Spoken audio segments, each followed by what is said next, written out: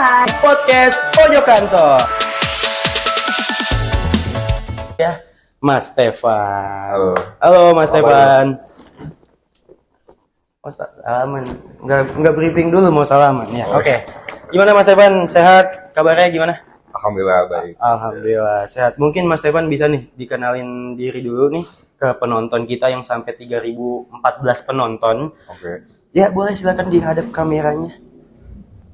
Ya, oke. Perkenalkan. Gini. Oke. Perkenalkan, nama gue Stefan Hetami. Gue di sini sebagai front end developer. Udah. Oke. Perkenalan yang cukup singkat, padat, dan jelas ya teman-teman ya memang. Jadi Mas Stefan ini as a front end ya. Mungkin kalau untuk kita bahas front end kemarin kan udah dijelasin nih sama Mas Ersan nih. Nah mungkin boleh nih diceritain latar belakang dari Mas Stefan nih.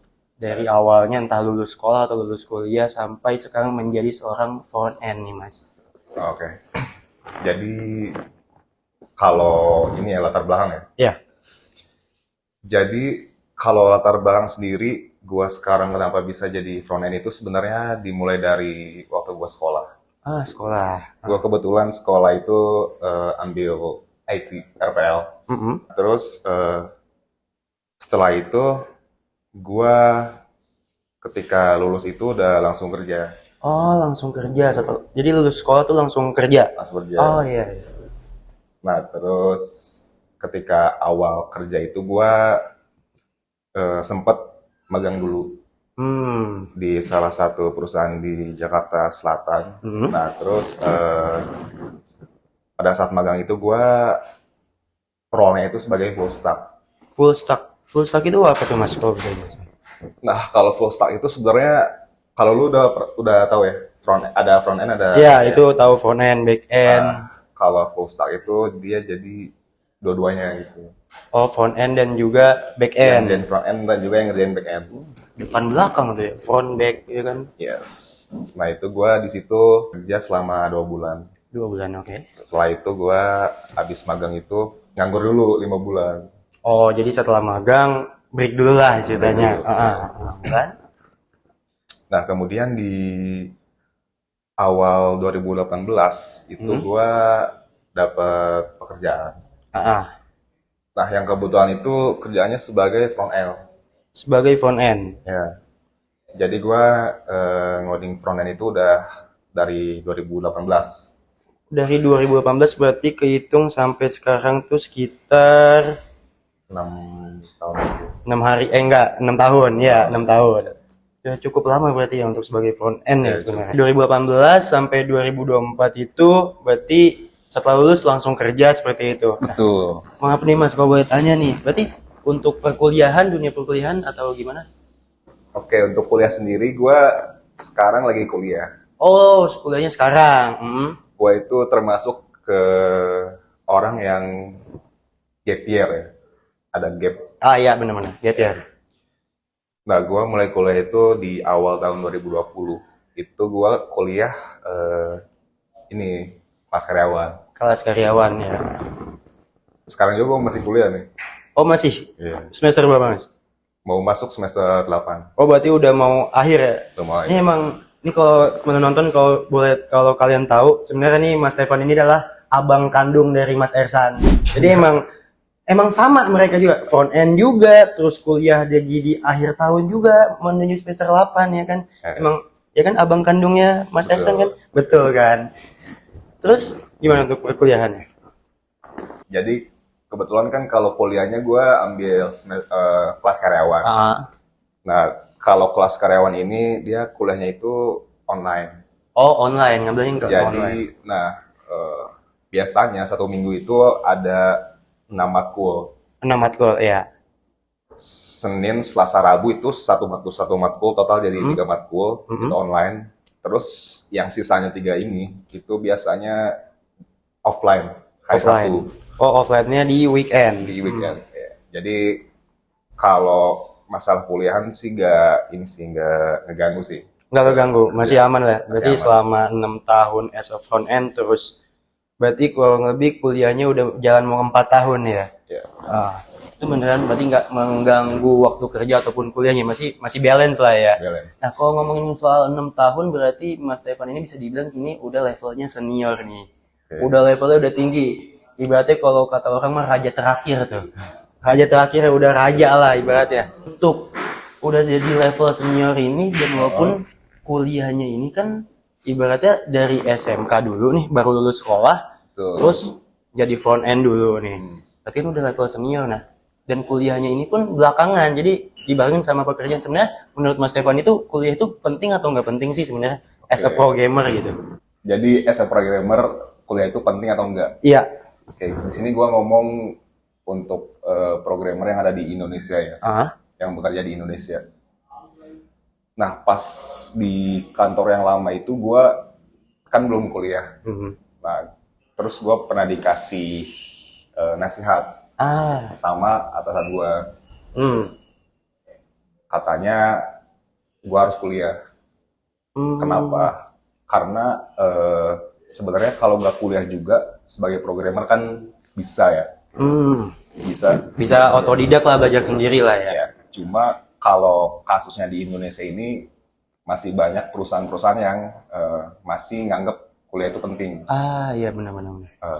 Misalnya S1 ya, iya. S1 dan sebagainya. Nah, kebanyakan kalau yang cuma lulusan SMK atau setara SMA gitu, itu biasanya dianggap sebelah mata gitu, katanya ya.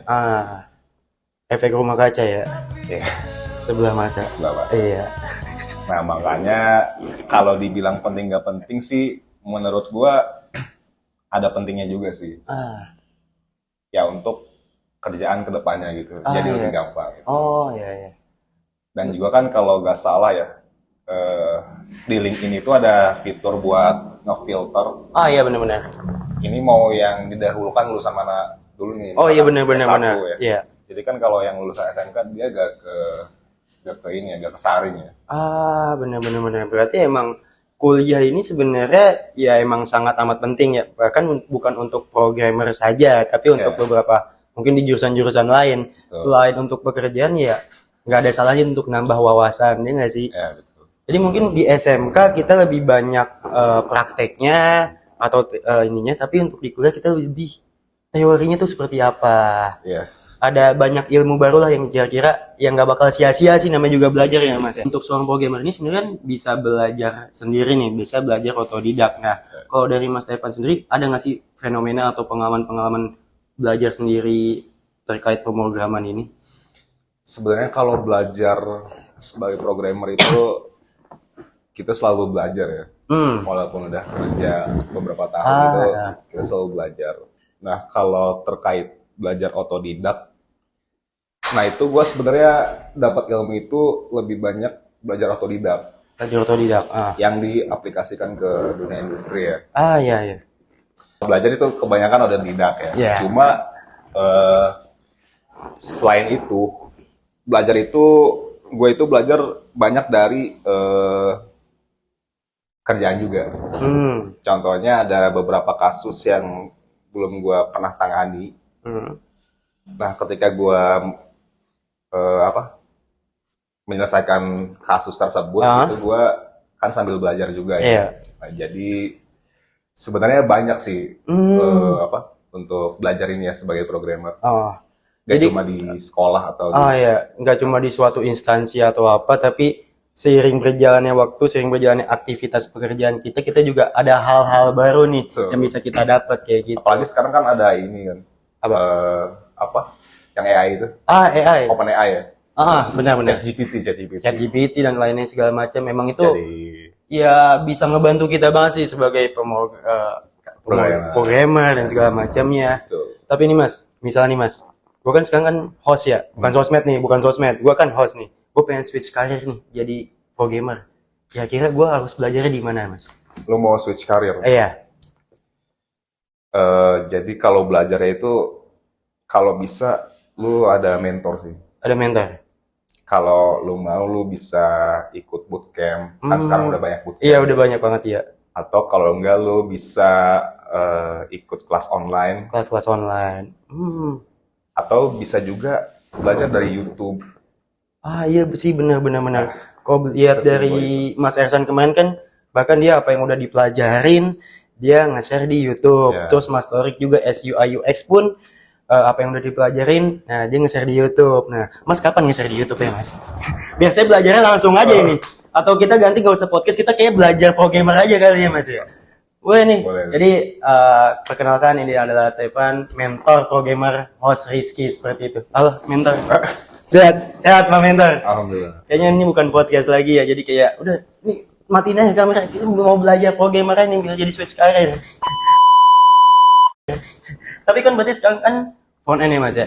Nah, kalau misal bicara apa itu front end kan kemarin mungkin udah dijelasin oleh adik kandungnya Mas Stefan, Mas Ersan. Ya. Nah, tapi kalau untuk garis benang merahnya nih, apa itu front end itu apa sih Mas sebenarnya? Ya, jadi kalau front end itu Mas ngobrol aja Mas, nggak apa-apa Mas, jangan tegang-tegang. sorry ya, gue Ya. suka ke-distract soalnya. Iya. Ini tolong dong, tuh awas dulu. Wah, ganggu orang aja. Ya, lanjut Mas. Oke. Jadi kalau front end itu sebenarnya dia merupakan, kalau di apa ya, dia sebenarnya dokumen sih. Dokumen. Kan ada dokumen PDF. Ya.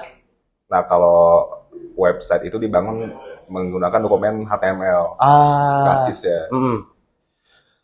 Jadi front end ini antar muka buat klien sih, Berarti untuk tampilannya ya. tampilannya. Itu kan berarti user experience ya, pengalaman dari penggunanya. Ya nggak sih? Agak salah nih saya kayaknya ngomong nih. Nggak jadi switch career, saya jadi host aja kayaknya nih. Bener nggak Mas? Wah, baru kelas pertama saya gagal nih jadi front end. Sebenarnya front end ini sebenarnya nggak cuma di web sih, kayak di mobile, aplikasi mobile itu dia front end juga. Tapi biasanya kalau di mobile itu pekerjaannya itu dinamakan mobile dev. Nah, terus kayak website, terus desktop, intinya yang berhubungan dengan UI. Dengan UI. Oh iya benar. Berarti lebih kayak apa yang udah didesain atau apa yang udah dibuat itu ditampilkan ke dalam website berbentuk desktop kah, mobile kah, seperti dan berbagai macam itulah. Yang dimana itu kan sebagai apa yang dilihat oleh audiens atau pengguna. Yang dimana ketika pengguna lihat, wah ini bagus banget nih tampilannya segala macam. Berarti kurang lebih macam seperti memikat audiens lah ya Mas ya. Benar. Tapi Mas Stefan ini nggak sih ngerasa kalau di kantor ini tuh Mas Stefan menjadi orang terganteng nomor 2 setelah saya? Nggak apa-apa jadi yang kedua nggak apa-apa. Merasa nggak sih? Gue kalau merasa jadi yang terganteng enggak sih ya. Enggak ya. Cuma kalau gue pribadi, kalau gue merasa ganteng gitu, ya adalah gitu. Cuma nggak merasa yang paling ganteng. Iya. Karena kan tergantengnya nomor 2 setelah saya. Iya, bener. Tapi sebenarnya ya enggak juga teman-teman. Jadi kita udah punya datanya nih sebenarnya Mas. Kita ngomongin by data nih. Jadi bisa langsung cek aja di Instagram Jagoan App. Itu adalah riset saya sebagai host di sini sebelum ngobrol sama Mas Stefan ini. Kita tanya-tanya nih Mas ke karyawan perempuan di sini siapa yang paling oke, paling kece di kantor, dan emang mayoritas memang memilih Mas Stefan nih. Bahkan nama saya nggak disebut Mas. Saya tadi emang agak biar pede aja gitu kan. Agak tegang nih saya berdiri samping Mas. Ya walaupun mukanya 11-12 kan nama saya. Selain Mas Stefan ini memikat as a front end, memikat audiens, berarti masih berhubungan dengan Mas Stefan ini juga memikat para hati wanita yang ada di Jagoan App, kantor-kantor Jagoan App. Oh iya. Iya dong, kan tadi kan based on data. Udah riset saya, ada di Instagram Jagoan App, boleh dicek. Nah sebenarnya Mas, tadi kan ngomong-ngomong soal front end ya. Nah, kira-kira menurut Mas Stefan nih, masa depan front end itu menurut Mas Stefan tuh kayak gimana sih? Untuk masa depan front end ya, menurut gue ya. Kalau menurut gue, mungkin selama 10 tahun ke depan itu masih aman. Masih aman. Soalnya kan banyak yang bilang front end itu bakal tergantikan dengan AI. Iya benar. Cuma menurut gue itu terlalu dilebih-lebihkan sih. Iya. Emang maraknya AI ini muncul pro dan kontra sih ya. Ada yang bilang ini membantu kita sebagai pekerja kreatif atau pemrograman, tapi ada juga yang bilang ini bahkan menggantikan kita gitu. Mungkin kalau membantu itu lebih tepatnya membantu ya. Iya. Karena banyak tools sekarang yang berhubungan dengan AI itu sangat membantu untuk pemrograman. Iya benar-benar. Contohnya ada tools namanya Codium, terus iya. ada ChatGPT juga, Iya benar-benar. terus ada GitHub Copilot dan lain sebagainya. Itu cuma sebuah tools untuk membantu Iya benar. programmer Iya. untuk melakukan tugasnya lebih baik gitu. Jadi kita sebagai pekerja ini, entah pemrogramer atau saya sebagai pekerja kreatif, ya AI ini kita anggap aja sebagai tools aja, sebagai alat untuk membantu kita, bukan sebagai ancaman untuk menggantikan kita ya Mas ya. Itu terlalu jauh sih. Iya terlalu jauh banget ya. Tapi ngomong-ngomong Mas, kita udah cukup lama kita berbincang-bincang, mungkin kita ada sesi mini games dulu nih Mas Stefan. Tapi sebelum mini games, emang sekarang tuh minumnya emang buat narasumbernya doang ya? No, ini gas atau doang. Oh ini buat gue ya? Ini kan emang punya Mas saya dari tadi. Ini punya saya mana nih? Tolong dong, tolong. Nih, kemarin episode Mas Torik ada untuk host sama narasumber. Sekarang narasumbernya doang, mentang-mentang narasumbernya kembaran saya. Ya udah, kan udah ada nih sekarang. Oke, kita bakal masuk sesi mini games. Jadi yang ini atau yang itu. Jadi Mas Stefan ini akan dikasih 2 pilihan yang mematikan. Mas Stefan harus jawab dengan cepat, pilih salah satunya. Cuma Siap? jawab aja kan? Emang mau apa lagi Mas kalau nggak jawab? Gak ngejelasin kan? Dan namanya bukan pertanyaan cepat dong. Oke. Pertanyaan cepat pas ngejelasin. Ini Oke. bukan pertanyaan soal esai Mas. Tolong sebutkan serta jelaskan serta berikan contoh. Itu bukan macam itu Mas. Oke, Cukup siap, jawab siap. aja simpel. Oke. Oke, kita mulai sesi mini games. Mungkin bisa lihat ke kamera. Ih, manis sekali. Nggak kena yang ini ya. Yang kemarin kena, pede dia. Mungkin kayak yang ini emang udah manis gitu, jadi ya udah gitu. Oke, langsung aja kita mulai sesi mini gamesnya. Gue harus ngeliat kamera nih. Iya, lihat kamera aja. Lihat saya juga boleh. Nggak mau ya? Oke, lihat kamera aja. Oke, langsung aja kita masuk ke sesi mini games yang ini atau yang itu. Tim sarapan atau enggak sarapan? Tim sarapan. Ayam duluan atau telur duluan? Ayam duluan. Percaya bumi datar atau bumi bulat? Bumi bulat. Makan buburnya pakai sumpit atau makan bubur pakai sedotan? Pakai sumpit. Balikan sama mantan atau cari yang baru? Cari yang baru. Cewek independen atau cewek manja? Cewek independen. Independen. Kurang tidur atau kurang duit? Kurang tidur. Ditakuti semua orang atau disukai semua orang? Disukai sama orang. Belajar coding atau belajar mencintai dia? Belajar coding. Banyak kerjaan atau banyak bugs? Banyak kerjaan. Oke, selesai. Tepuk tangan dulu. Oke, jadi untuk kalian wanita-wanita di luar sana, kalian harus menjadi wanita independen untuk sebagai tipenya Mas Stefan. Tapi kalian yang harus belajar mencintai dan mengerti Mas Stefan, karena Mas Stefan lebih mending belajar coding daripada belajar mengerti kalian ya. Oke, Mas Stefan. Kira-kira nih tadi kan udah Jakarta Mas Stefan udah kita bicarakan yang dari SMK, terus kita setelah SMK langsung bekerja walaupun magang, habis itu langsung jadi senior, terus disembari kerja sambil kuliah dan sebagai front end selama 6 tahun. Nah, kira-kira next step ini Mas Stefan ini mau apa nih? Sebenarnya kalau bicara next step ke depan kan ya. Kalau ke depan sebenarnya banyak rencana sih. Ada rencana jangka panjang, ada rencana jangka pendek. Iya, betul. Sebenarnya kalau rencana jangka panjangnya sih gue pengen buka usaha sih. Usaha apa tuh Mas? Ya buka toko aja gitu. Buka toko. Ya kan kalau kita udah tua gitu, kita kan pengennya di rumah aja sambil buka toko kan. Sambil ngopi pagi-pagi. Wah, iya. Jadi dengan adanya kopi, gorengan sambil ini, ya kan. Nah, ada itu orang lewat berangkat kerja Mas, itu kan enak banget kan. Pakainya kutang sama sarung, ya kan. Ya, kayak gitu. Itu kan untuk jangka panjangnya Mas Jangka ya. panjang, Ya. ya. Tapi untuk jangka pendeknya apa Mas? Kira dari front end ini kemana? Oke, kalau untuk jangka pendeknya, Iya, gua kepikiran jadi back end, Back end. sama juga jadi IT manager sih. IT manager. Kenapa tuh kalau boleh tahu tuh back end IT manager?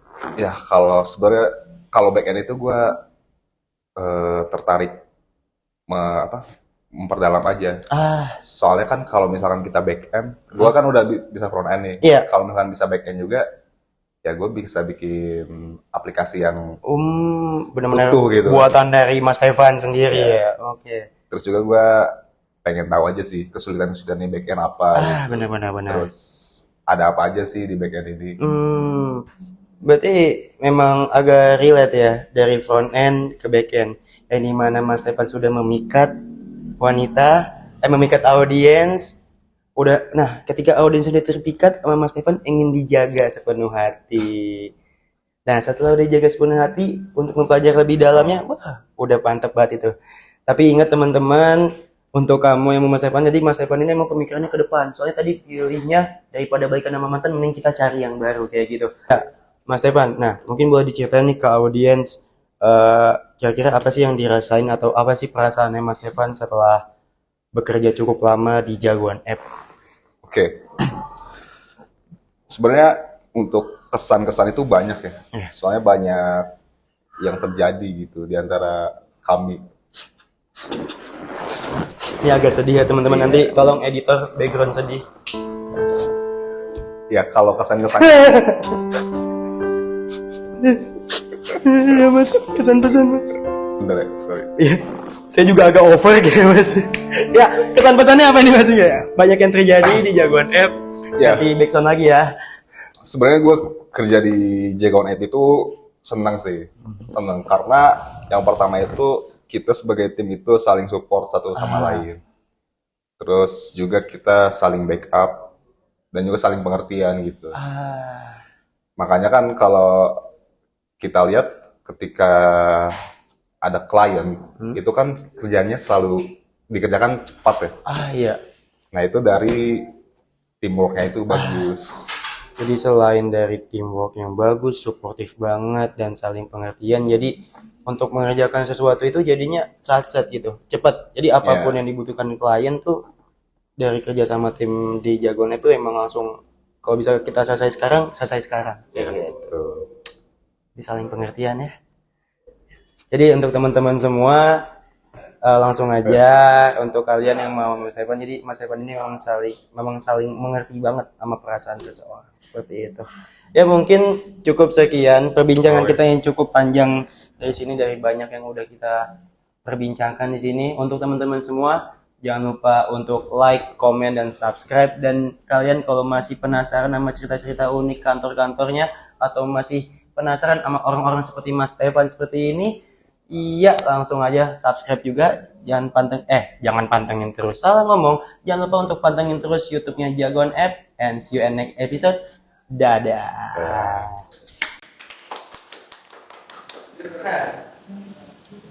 Masih bisa lihat kamera? Ya sini, agak dekat. Saudara kembar bertemu kembali. Pojokan Podcast Pojok Kantor.